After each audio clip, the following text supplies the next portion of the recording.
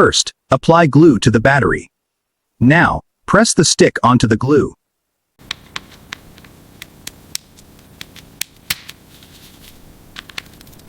Use pliers to grip the battery firmly. Pull it straight out, avoiding any bending. Now release it safely.